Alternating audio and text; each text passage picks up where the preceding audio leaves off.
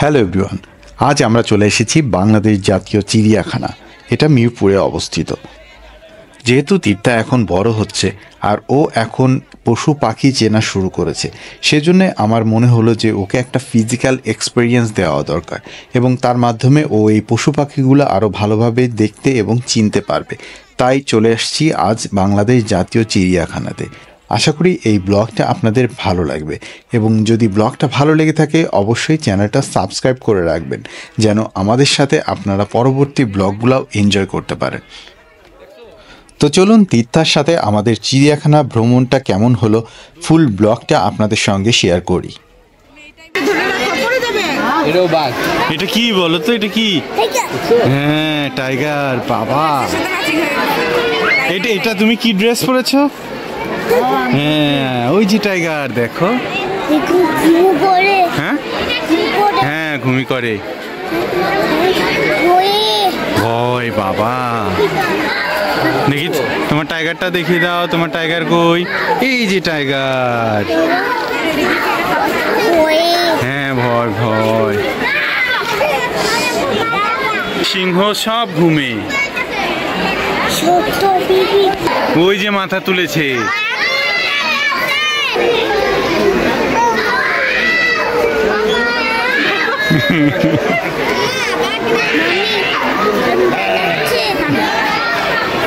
ওকে, by. বাঘ মামাকে by করে দাও, বাই করে দাও। হ্যাঁ, বাই। লুক দেখো, দেখেছো? এই যে একটা, ওই যে একটা, দুইটা ভাল্লুক। ওই যে দেখো কি খায়, মাংস খাচ্ছে। এটা কি, এটা কি বলো? সিংহ। বাবা, দেখেছো? দুইটা। মানুষের মেন আকর্ষণ থাকে চিড়িয়াখানায় বাঘ, সিংহ, ওর হাতি। যেখানে যায় হাতি কোথায়, হাতি কোথায়।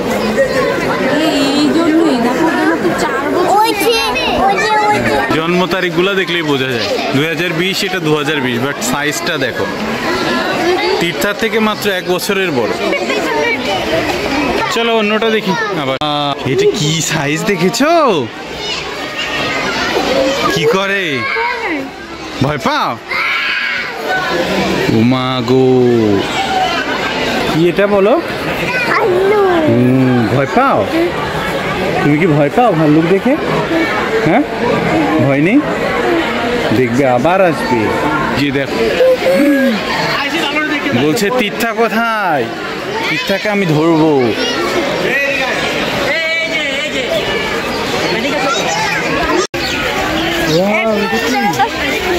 পাখি? হ্যাঁ, পাখি। পাখিটা লাগবে তোমার?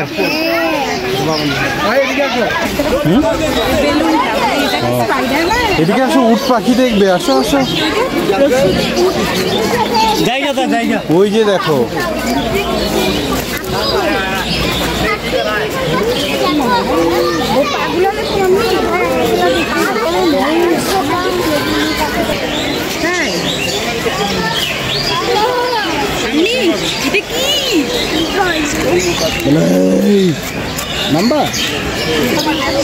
চলো চলো অন্যটা দেখি। হ্যাঁ, অনেকগুলি আছে। কি এটা দেখেছো? এটা কি বলো তো? ময়ূর। হ্যাঁ, এটা হোয়াইট কালারের ময়ূর, ওই ডাকে।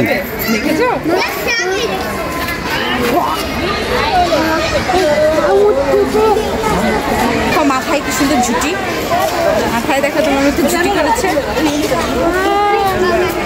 হোয়াইট কালার ঝুটি।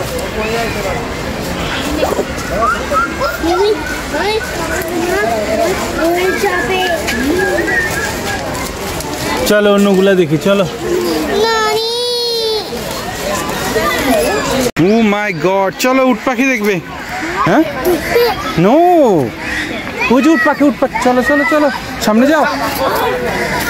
দেখেছো?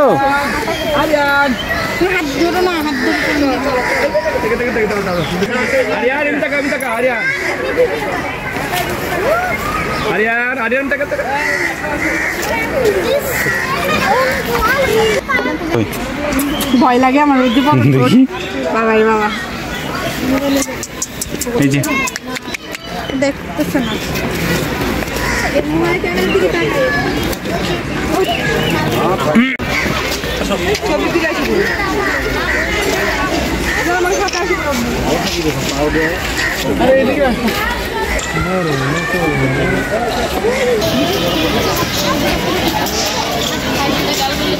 দেখেছো এটা কি?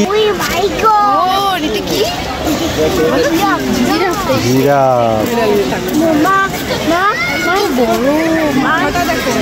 গলাটা দেখো মা বলুটা মা মুখে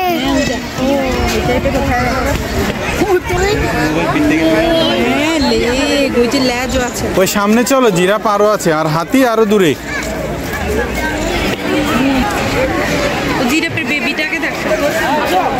অনেকগুলি জিরাফ আছে। চলো জিরাফ শেষ, আর অন্য কিছু দেখে আসো।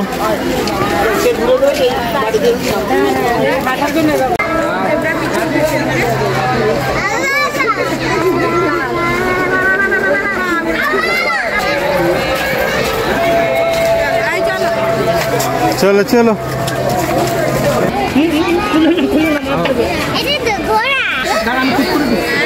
পরিবেশটা সুন্দর।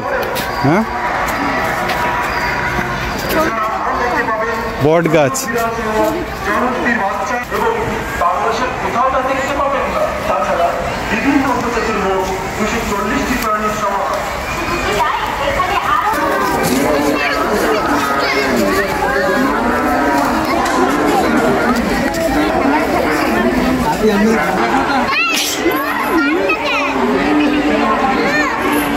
মজা হয়েছে।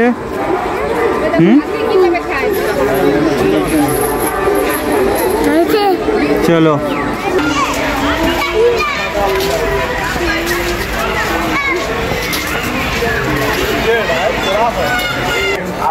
আপনাদের সাথে আগত শিশু কিশোরদের আপনাদের সাথে আগত।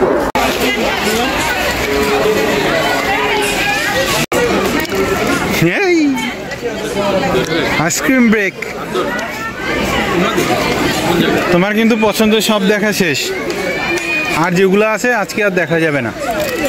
এগুলা দেখতে গেলে পায়ে ব্যথা হয়ে যাবে। ওকে, আর একদিন আসবো। ঠান্ডা, হ্যাঁ আইসক্রিম অনেক ঠান্ডা। খাবে না? হ্যাঁ দরকার নেই, খেও না।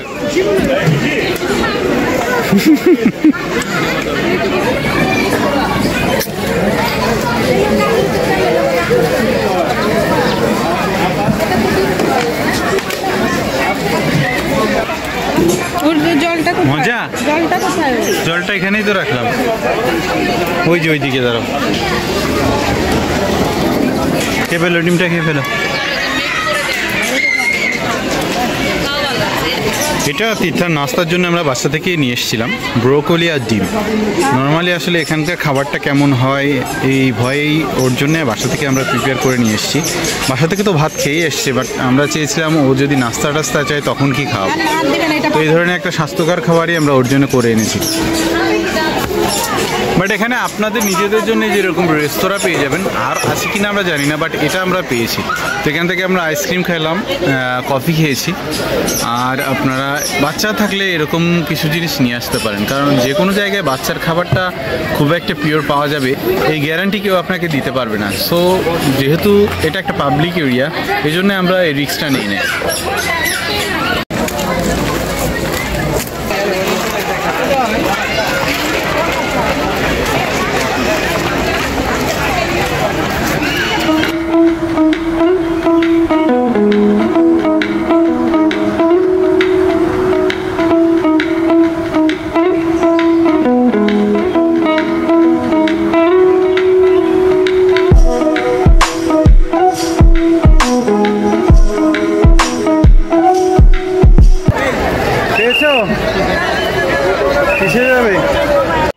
জু থেকে ফিরে এসে একটু রেস্ট নিয়ে আমরা বের হয়ে গেলাম ডিনারের উদ্দেশ্যে। আজ চলে আসি সিক্রেট রেসিপিতে। এটা তাদের ধানমন্ডি আউটলেট। তো চলুন সিক্রেট রেসিপির আসল সিক্রেটটা জানার একটু চেষ্টা করি।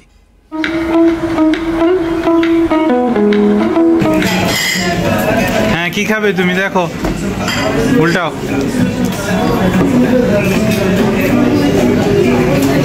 কি খাবে? কোনটা কোনটা খাবে? এটা কি পিৎজা? এটা সালাদ। সব পিৎজা শেষ। তো কি অর্ডার দিলে তুমি? অর্ডার দিছো কিছু খাবে? কি জুস?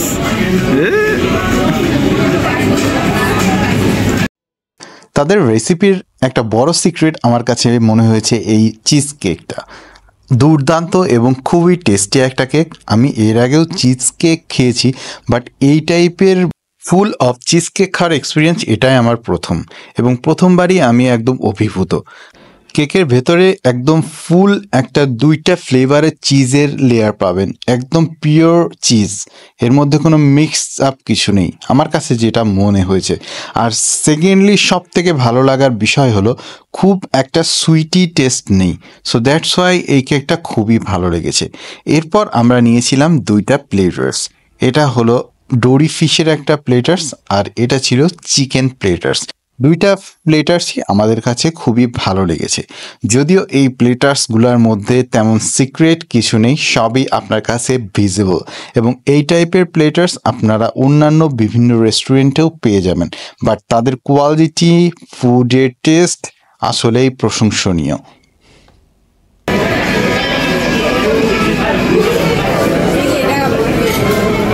পিঠা খাও,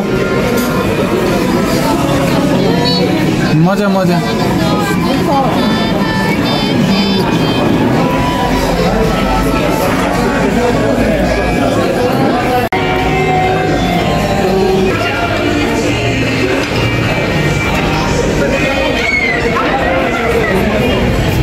আস্তে যাও, আস্তে।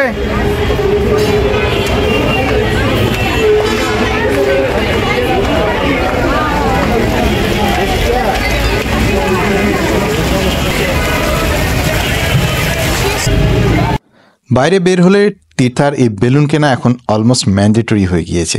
প্রতিদিনই তার একটা বেলুন লাগেই। তো যাই হোক, আজকে এ পর্যন্তই, ব্লগটা এখানেই শেষ করছি। ব্লগটা যদি ভালো লেগে থাকে চ্যানেলটা সাবস্ক্রাইব করবেন, লাইক কমেন্ট শেয়ার করতে পারেন। সবাই ভালো থাকবেন, আর আমাদের জন্যে স্পেশালি তিথার জন্য আশীর্বাদ করবেন।